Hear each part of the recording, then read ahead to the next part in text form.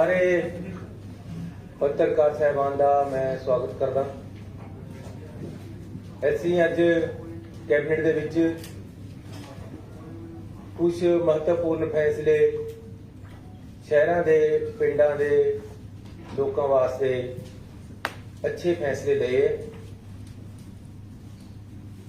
मैं जब opposition leader सीगा तो साडे एक पिंड है सिंह माजरा, उत्थे मैनू बीबियां ने रोक लिया। आखे जी 4 दिन हो गए साडे पिंड दे विच पानी नहीं आया। खबर लगी सी, गया मैं वैसे तां सी उत्थे, बीबियां ने रोक लिया मैनू कि जी साडा कनैक्शन कट हो गया है,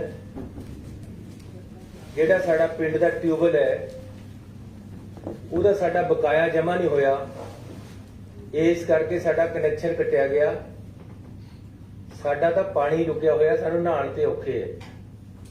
कारण क्या सी कि पिंड दी पंचायत टैंकी नूं चलाउंदी है, टैंकी दा बिल काफी समय तो लमकिया होया सी, पिंड समर्थ नहीं सी जमा कराउण दे और बिजली वाले कनैक्शन कट गए। सरकार अकाली दल की सीगी तां तुसीं उन्हां दिनां शायद फोटो भी अखबारां देखी होवे। मैं आप खंबे पर चढ़ के मैं कईयां नूं कहा यार लगा दो कनैक्शन, मैं खड़ा कोई गल नहीं देख लांगे, लेकिन हर कोई डरदा चढ़े ना। सरपंच नूं कहा होवे ना, मैं भी नहीं चढ़दा जी। अल्टीमेटली पानी का पिंड च पहुंचाउणा सी, मैं आप खंबे पर चढ़ के उन्हां दा कनैक्शन लगाया। ये 2016 की गल है, जब मैं ओपोजिशन लीडर सी। जब मैं सोचा सी कि जिस तरह असी किसानां दियां 50, 60, 100 या 200 हर पिंड दे विच मोटरां दा बिल माफ किया होया है, उसे तरह पिंड दे जिहड़े सिटीजन है चाहे वो किसी वर्ग दे है, उन्हां नूं जिहड़ी पानी दिंदी है मोटर, उहदा भी बिल माफ करा। सेम शहरों विच भी है स्थिति। सो अज असी एक महत्वपूर्ण फैसले दे नाल शहरों दे विच जिहड़े पानी दे रेट है वो फ्लैट रेट कीता है ते उहदे विच 700 करोड़ रुपये दे बकाए है जिहड़े लोकां दे खड़े है। 700 करोड़ समर्थ ना होने करके दे नहीं रहे लोग, इस करके असी वो 700 करोड़ रुपये पर अज लीक मार रहे हैं। पुराने पानी दे बकाए सारे शहरों दे माफ कर रहे हैं। ते जेड़ा पानी दी टैंकी पर ट्यूबल लग्या होया, मेरे खरड़ शहर दे विच मैं रहदा 45 ट्यूबल है, उन्हां दे सारियां दे बिल अगे तो पंजाब सरकार भरे करेगी ते कमेटियां ते उसका लोड नहीं पेगा, लोकां ते उसका लोड नहीं पेगा। हुण रेट है जिहड़ा 125 तक गज दे प्लाट तक माप है, वो उसी तरह माप रहेगा। लेकिन उस तो ऊपर दे जिहड़े है वो पहला बख-बख रेट है, 105 रुपये है, फिर 150 है, फिर 250 है, फिर 300 है, प्लाट के साइज के नाल बढ़ते हैं। उन्हां सारियां नूं फ्लैट करके 105 रुपये जिहड़ा मिनीमम रेट है उन्होंने भी असीं अध तो घट ले आए हैं। 50 रुपये असीं रेट फिक्स करता पूरे पंजाब दे विच, सिर्फ 50 रुपये देंगे। ये भी साडी केंद्र सरकार दे नाल पंजाब सरकार ने पहला एक कमिटमेंट करी हुई है कि जिहड़े सरकार दियां केंद्र दियां ग्रांटां आउंदियां वो कहंदे जी तुहानूं यूजर चार्जिज लेने पैणगे, उस तहत सानूं 50 रुपये मिनीमम लेने पैणे। इस करके असीं 50 रुपये मिनीमम रेट जिहड़ा वो पिंडां ते शहरां वास्ते फिक्स कर रहे हैं। इसे तरह एक बहुत बड़ी राहत शहरां दे हर वर्ग दे हर परिवार नूं असीं दे रहे हैं, जिहड़ी कि 700 करोड़ रुपये असीं उन्हां दा पानी दा बकाया माफ कर रहे हैं। ते नाल इस दे मैं तुहानूं दस्सना चाहुंदा कि पिंडां दे विच पानी दियां टैंकियां दे बिल जिहड़े कि पंचायतां ते खड़े है। मेरे इलाके दा पिंड है घड़ूआं, 1 करोड़ रुपया उन्हां दा पानी दा बकाया बिल खड़ा है, बिजली दा ट्यूबल दा, उन्हां दे ट्यूबलां दा 10-15 साल ते जमा नहीं हो रहा। सरपंच मेरे पास 30 दिन आ जाता है कि जी साडा कनैक्शन कट्टण आ गए। सो ये जिहड़ा सरपंचां दे उपर पंचायतां दे उपर तलवार लमकदी रहिंदी इहनूं बिल्कुल खत्म कर रहे हैं। साडी कैबिनेट ने फैसला कर लिया, FM साहब ने मंजूरी देती है ते असीं 1168 करोड़ रुपए दे बिजली दे बकाए बिल माफ कर रहे हैं पंचायतां दे पिंडां दे लोकां नूं राहत देण वास्ते। इहदे नाल ही पिछले बिल तक दा जिन्ना बकाया है पिंडां दे लोकां दा, जिस तरह शहरां दे लोकां दा माफ कीता है, चाहे वह किसी वर्ग दे है। मैं क्लीयर कर देवां, आम तौर ते फिर कह दिंदे जी तां फलाणे दे कीते तां ओहदे कीते, इदां नहीं है। ਜਿਹੜਾ ਬੰਦਾ ਪਿੰਡ 'ਚ ਵਸ ਰਿਹਾ, ਜਿਹੜਾ ਬੰਦਾ ਸ਼ਹਿਰ 'ਚ ਵਸ ਰਿਹਾ, ਉਹਨਾਂ ਦੇ ਪੁਰਾਣੇ ਬਿਜਲੀ ਦੇ ਬਿੱਲਾਂ ਦੇ ਬਕਾਏ ਆ ਜਿਹੜੇ, ਉਹਨਾਂ ਪਰ ਅੱਜ ਅਸੀਂ ਲਾਈਨ ਮਾਰਤੀ ਹੈ ਕੈਬਨਿਟ ਨੇ। ਉਹਨਾਂ ਤੋਂ ਅੱਗੇ ਤੋਂ ਨਹੀਂ ਵਸੂਲੇ ਜਾਣਗੇ। ਅੱਗੇ ਤੋਂ ਪਹਿਲਾਂ 166 ਰੁਪਏ ਬਿਜਲੀ ਪਾਣੀ ਦਾ ਬਿੱਲ ਆਉਂਦਾ ਹੈ ਹਰ ਪਿੰਡ ਦੇ ਹਰ ਬਸਿੰਦੇ ਨੂੰ। ਹੁਣ ਅਸੀਂ ਉਹਦਾ ਫਲੈਟ ਰੇਟ ਕਰਤਾ ਹੈ, ਕਿਉਂਕਿ ਬਿਜਲੀ ਦਾ ਜਿਹੜਾ ਬਿੱਲ ਹੈ ਅੱਗੇ ਨੂੰ मोटर जिहड़ी चलदी है ਉਹਦਾ बिल सरकार ने देना ਅੱਗੇ ਤੋਂ। ਅਸੀਂ ਭਰਾਂਗੇ ਬਿਜਲੀ ਬੋਰਡ ਨੂੰ ਤਾਂ ਪੈਸੇ ਦੇਣੇ ਪੈਣੇ, ਪੰਜਾਬ ਸਰਕਾਰ ਦੇਗੀ।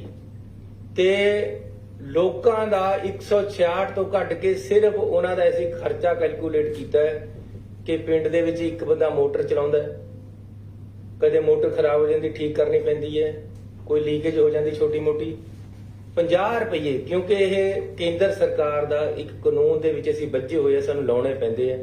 ਇਸ ਕਰਕੇ 50 ਰੁਪਏ ਫਲੈਟ ਰੇਟ ਅਸੀਂ ਲੋਕਾਂ ਵਾਸਤੇ ਕਰਕੇ ਦੇ ਰਹੇ ਹਾਂ। 50 ਰੁਪਏ 'ਚ ਇਹ ਉਹਨਾਂ ਨੂੰ ਪਾਣੀ ਮਿਲੇਗਾ। 70% ਦੀ ਰਿਬੇਟ ਹੈ ਅਸੀਂ ਉਹਨਾਂ ਨੂੰ ਦੇਤੀ ਹੈ।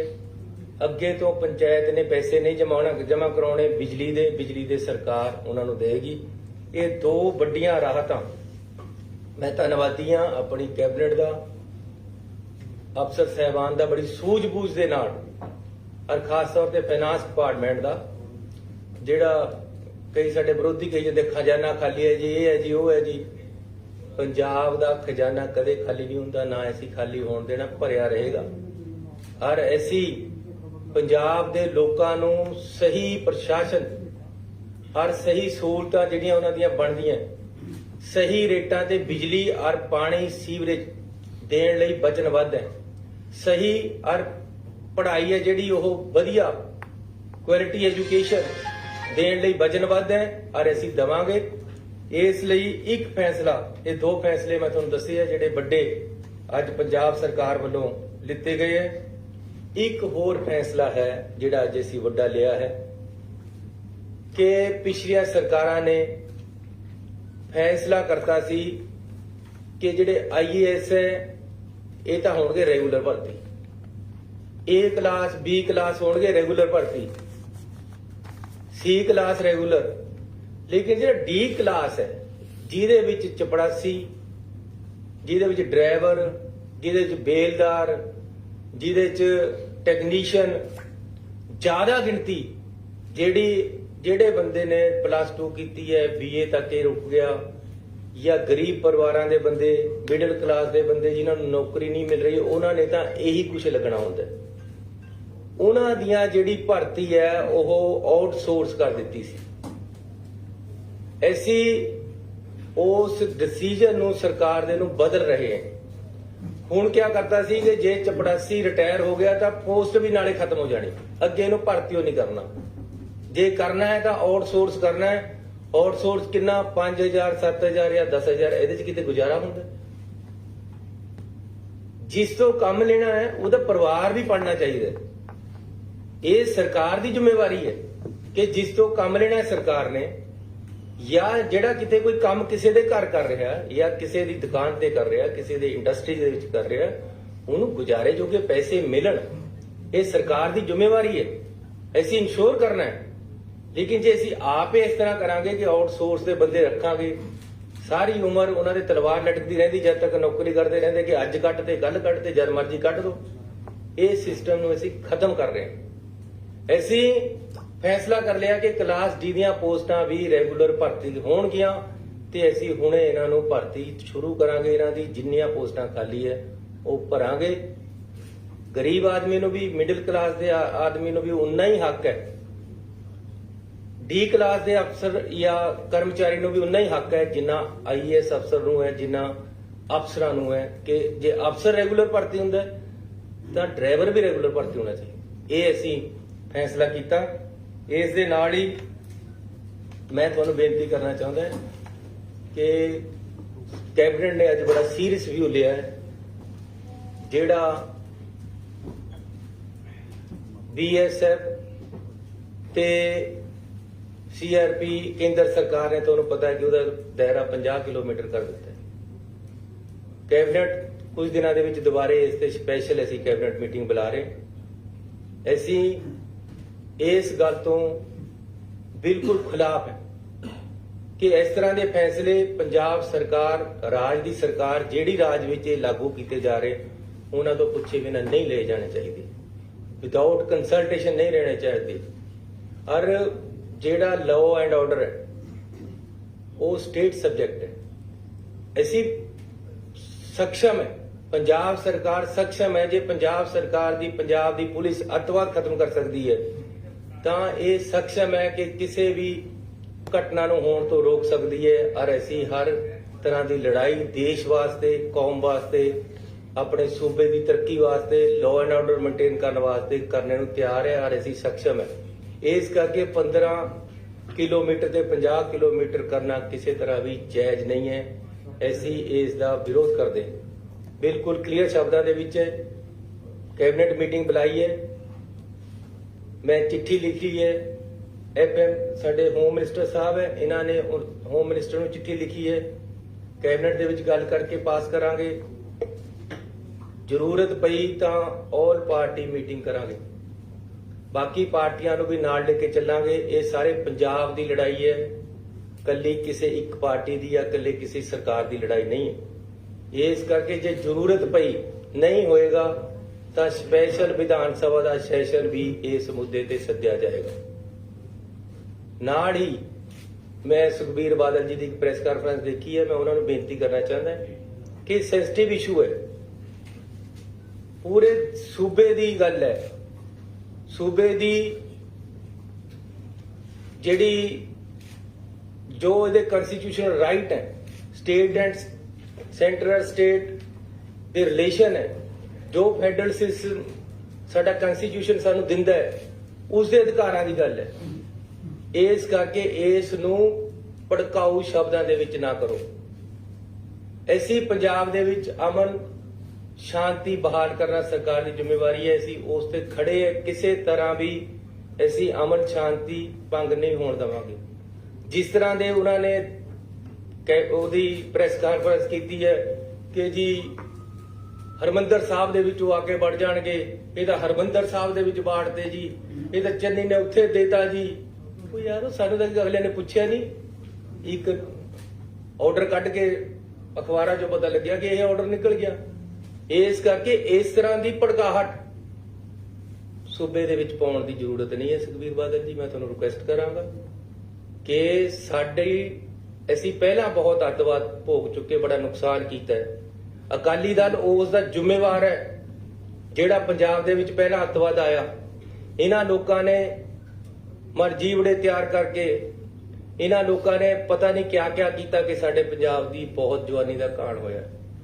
ਅਸੀਂ ਪੰਜਾਬ ਨੂੰ, ਮੈਂ ਤੁਹਾਨੂੰ ਇਮਾਨਦਾਰੀ ਨਾਲ ਦੱਸਦਾ, ਮੈਂ ਪਿੱਛੇ ਜੇ ਹੋਮ ਮਿਨਿਸਟਰ ਸਾਹਿਬ ਨੂੰ ਮਿਲਿਆ, ਉਹਨਾਂ ਨੂੰ ਮੈਂ ਰਿਕੁਐਸਟ ਕੀਤੀ ਕਿ ਸਰਕਾਰ ਜਿਹੜੀ ਮਰਜ਼ੀ ਆਵੇ, ਮੁੱਖ ਮੰਤਰੀ ਅਗਲਾ ਜਿਹੜਾ ਮਰਜ਼ੀ ਬਣੇ, ਇੱਕ ਮੈਂ ਤੁਹਾਨੂੰ ਰਿਕੁਐਸਟ ਕਰਦਾ ਕਿ ਸਾਡਾ ਅਮਨ ਸ਼ਾਂਤੀ ਔਰ ਆਪਸੀ ਭਾਈਚਾਰਾ ਸਭ ਤੋਂ ਜ਼ਰੂਰੀ ਹੈ। ਪੰਜਾਬ ਦੇ ਵਿੱਚ ਵੱਖ-ਵੱਖ ਧਰਮਾਂ ਦੇ ਵਿੱਚ ਆਪਸੀ ਭਾਈਚਾਰਾ ਕਾਇਮ ਰਹਿਣਾ ਚਾਹੀਦਾ।